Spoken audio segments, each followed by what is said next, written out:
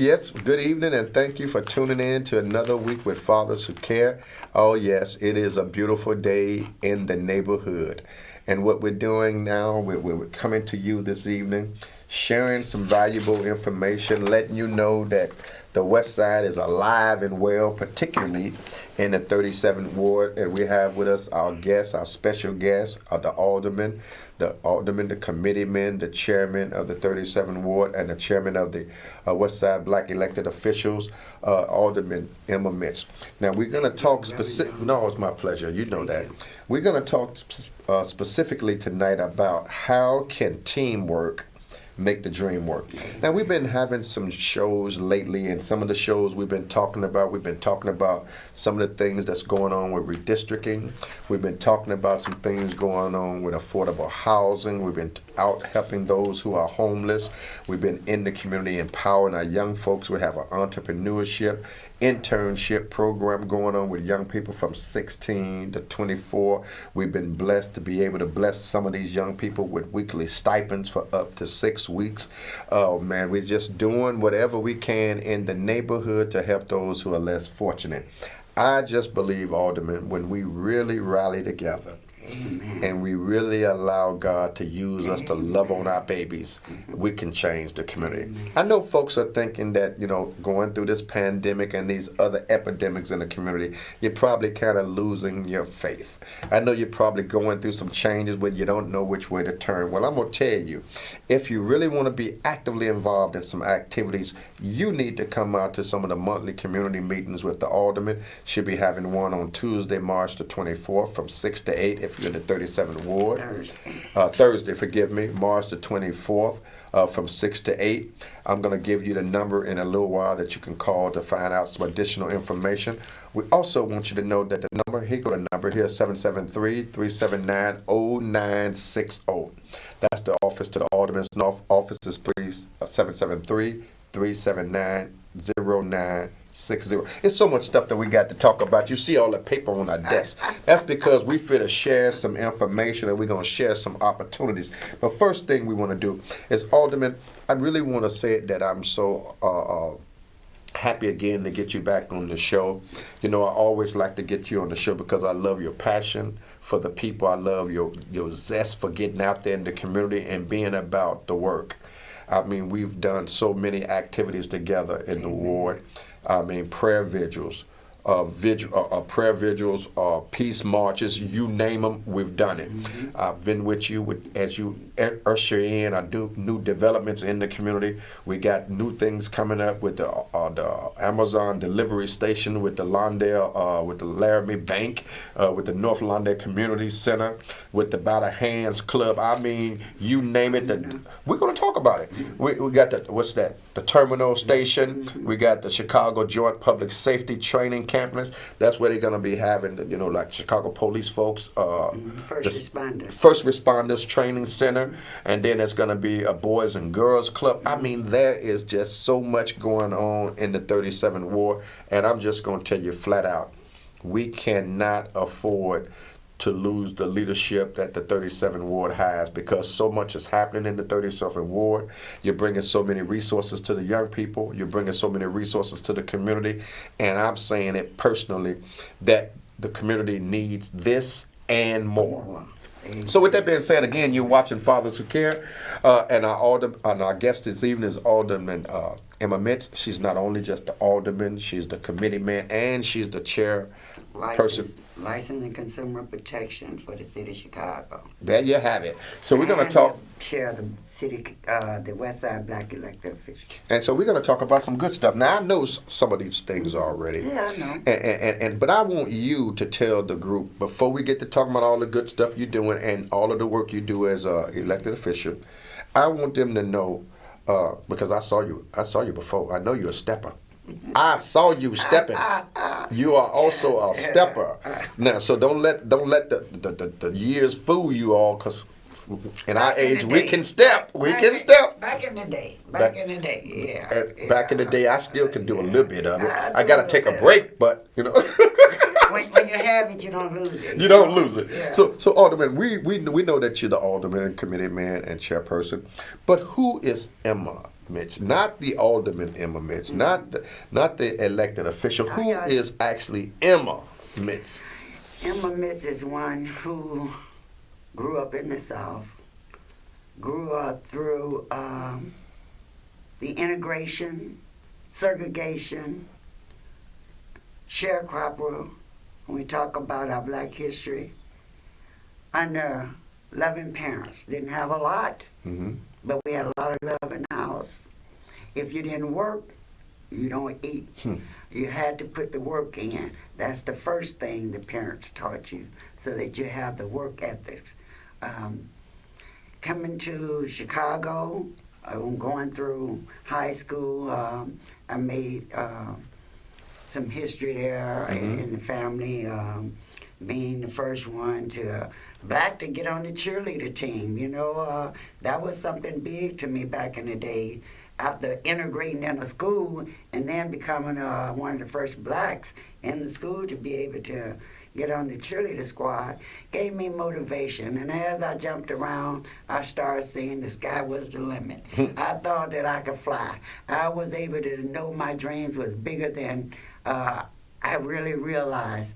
And it's some things as a child you remember even when you get old. How I end up in politics was because I had a principal, a teacher at school, a history teacher, who made us do an assignment for a grade. And that was to write a letter to the White House. And when we wrote the letter to the White House, if we got a response back, we were able to receive a grade. And I did that, and the president wrote back. And I'm like, little old me, out here in the fields, in the country, can write the White House and they write me back, and I know I can just about do anything. So that stayed with me today. I came to Chicago. I have had numerous jobs. Went from McDonald's to the insurance company, from the insurance company, post office, from the post office to the city as a parking enforcement aide, from the parking enforcement aide, streets and sanitation. I started out as a county tech 2. From being an accountant tech 2, I was elevating myself because I'm one who would take on any challenge. If you're not going to do the job, you better move out the way, because I like to take on someone else's gift. If you lose your gift, then you better watch out for me. I'll pick them up. And that has been in my family. They said that I was one who made them look bad because there wasn't anything I wouldn't do and what I wouldn't challenge myself to do, and making sure we're doing what's right. And so after returning to Streets and Sand, I went from Streets and Sand to coordinator special projects for Streets and Sanitation, City of Chicago, handling events from youth to senior citizen, all over the city. I learned the service portion on the job. But also, I was a block club president on my own block. I was a beat facilitator at the same time. Just the work ethics that you put in, you're going to get something back. And I was trusting in God, you know, to make things better for me. So I have a son and a daughter. One is, my daughter told me the other day she's 45 years old. I'm like, wow, my son is 35 years old. So I won't even tell you how old I am, but you know, now I'm up there in the senior citizen bracket. I'm proud to be there and glad to be able to be a service in my community. I was appointed as the alderman in January of 2000. So I've been able to service my community since then. And yes, I can sit back and take a break, but now is not the time. God won't let me sit down if you're going to take from us what they've took from me back when I was a child, and that's land. Don't take the land. Too many of us need help. We, as a race of people, and particularly in our black race, have always been on the back. And I don't want to be on the back. I want to help my people come to the front. I want to help them to be able to have a neighborhood. I want to help them to have family values. I want to help them with everything that's within me that I can help them with. Okay. And what God given me. Sorry to have shared that with you, but I well, now you know why she's passionate about what she do. And that's good that you're sharing that, because you ain't just started the laboring that you do in the community. You was born to do it, and you've been doing it. Yeah, but let's talk about some of the things that's going on. Now, you heard about Emma Mitts. Now we're going to talk about Alderman Committeeman Mitts. Now we've been feverishly working for some months now to bridge the gap with a program, with a new committee that we got formed called the Gap Builders. Yes. Now the Gap Builders premise or mission is to bridge the relationship with the community and the police. And we've been doing it not only with the police through all of the different wards, but we've been forging a strong positive relationship with the Chicago Police Superintendent, Superintendent Brown. And we have been having town hall meetings. What do you think about keeping that initiative going? And what do you think about the energy that the superintendent and the community, and under your leadership, has brought to bear with the community as we continuously to engage our community in dialogue? What do you think about it? I think that it is a wonderful opportunity where people want to sit down and be able to discuss the problems that we are having in our community, and having the leadership there to understand our compassion that we have for issues that face our neighborhood every day. Most of the time, leaders are not necessarily out there to see that, but to hear from us and then go back to your team to make things work and try to make it better. We can't, those are things that money just can't buy, because you can't put a price on saving people's lives and helping them. And I think that that is the one thing I see that is really great.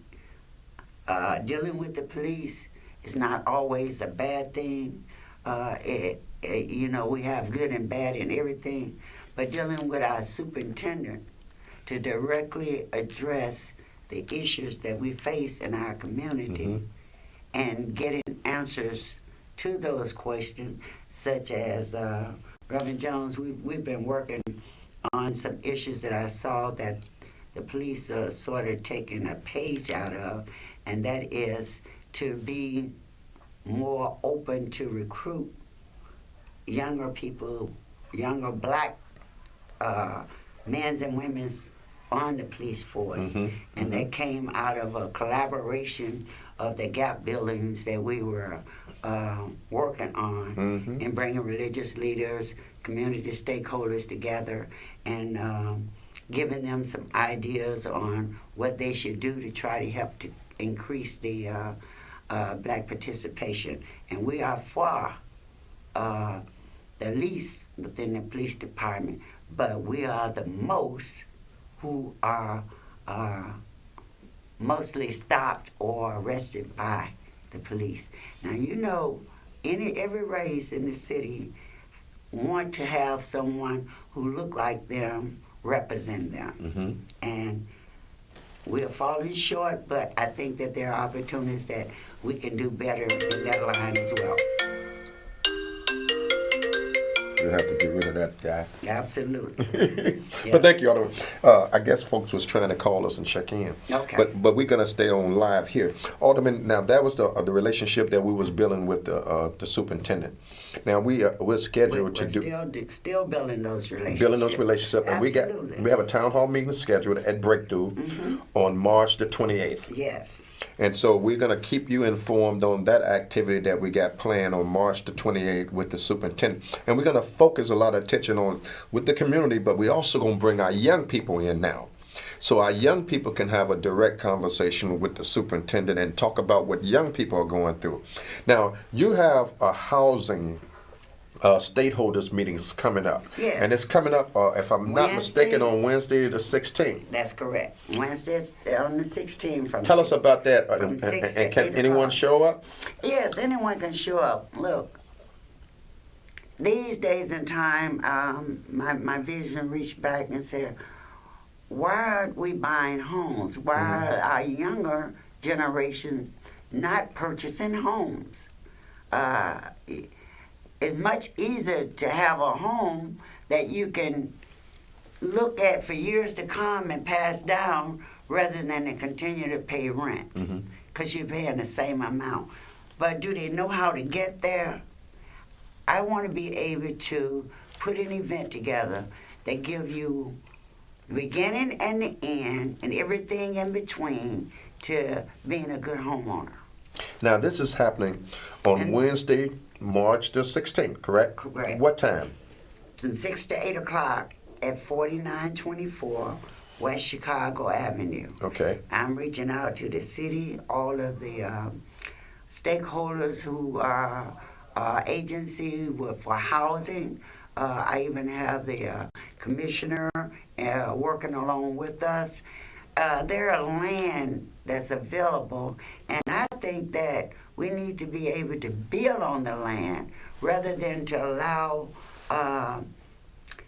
people from the suburbs or outside come in and buy up this land. They build a house, and then they rent it to us. It don't make sense. So I'm not going to let you get away like that.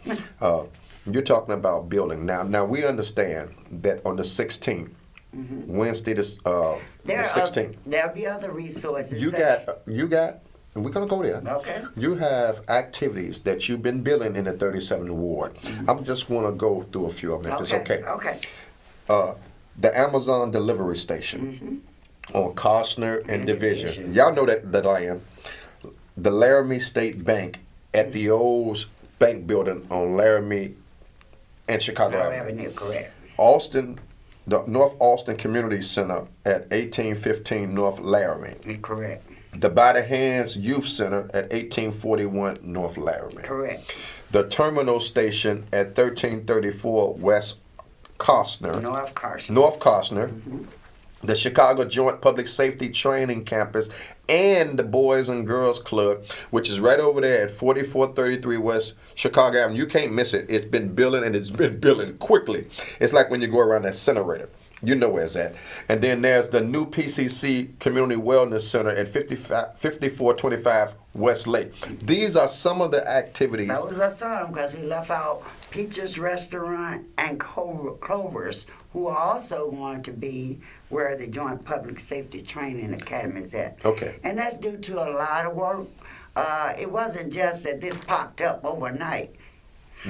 I've worked very hard during COVID, because I think that as a leader, and a faith believer at that God was going to take care of me as long as I took care of his people. So I continued to do the work to try and help wherever I could, but also kept my eyes on the prize and being able to answer and receive calls and how can I make it work. I usually don't say no very often.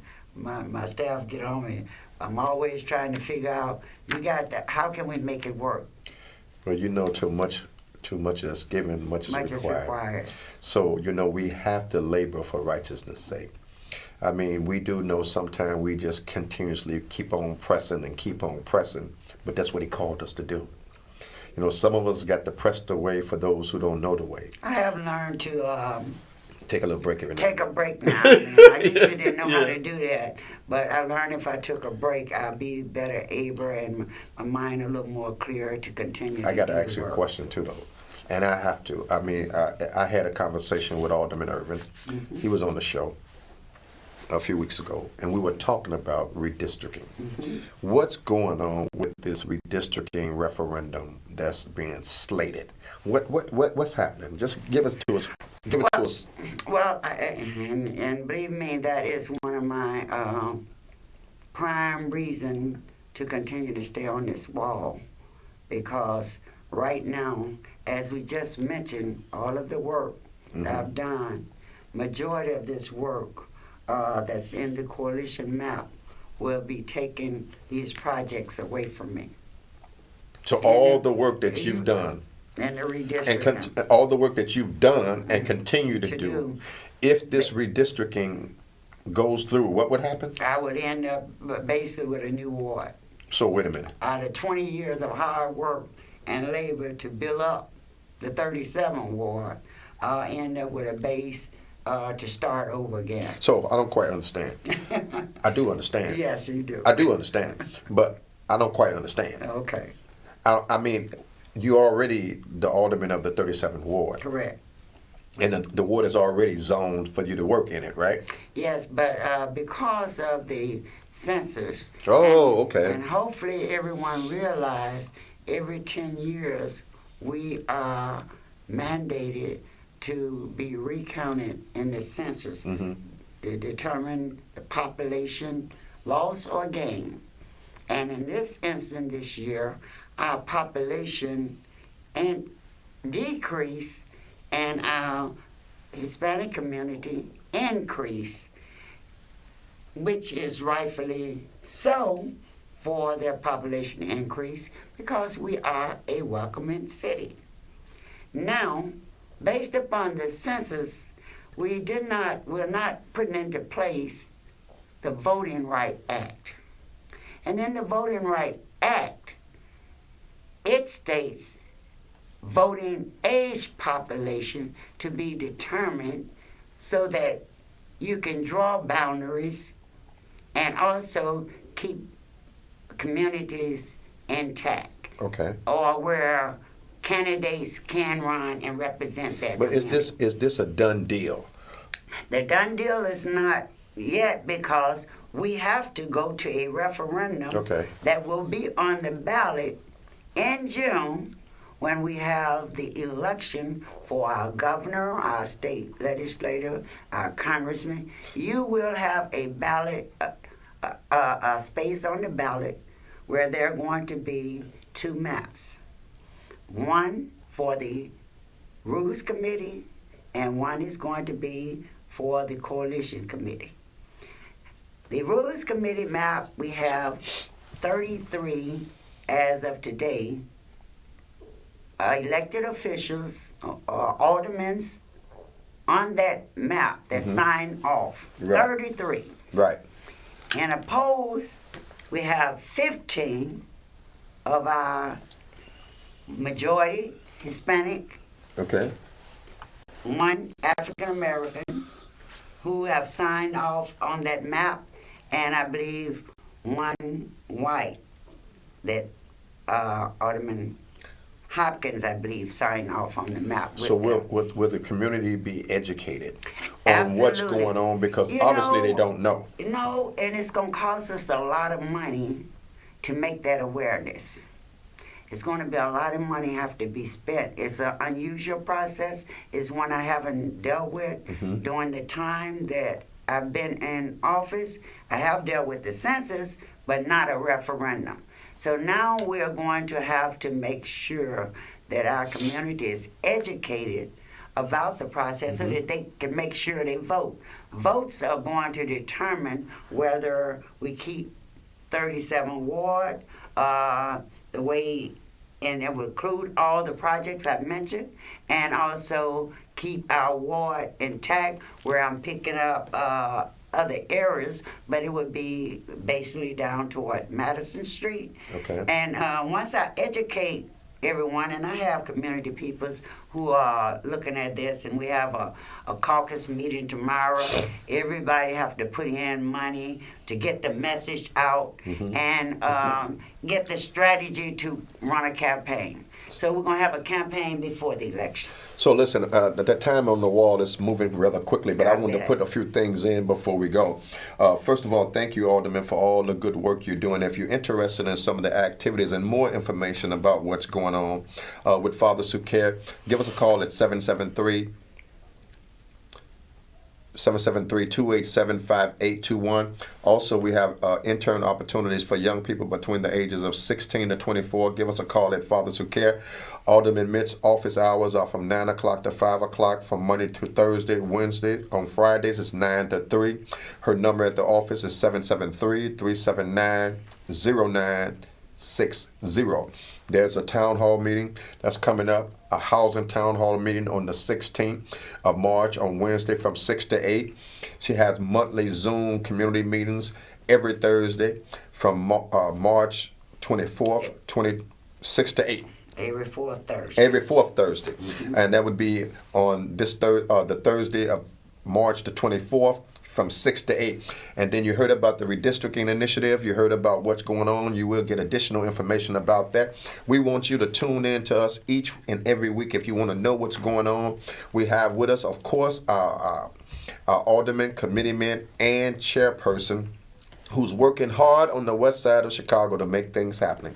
We love you. God loves you. Keep doing the good work. And remember, we are because others were, and because others were, we are responsible for each other. So do your part to empower these young people. Don't talk about them. Help to empower these young people. And if we do that, we can make sure that our community continue to grow. And if we don't keep growing, obviously, you know what happens when you don't grow.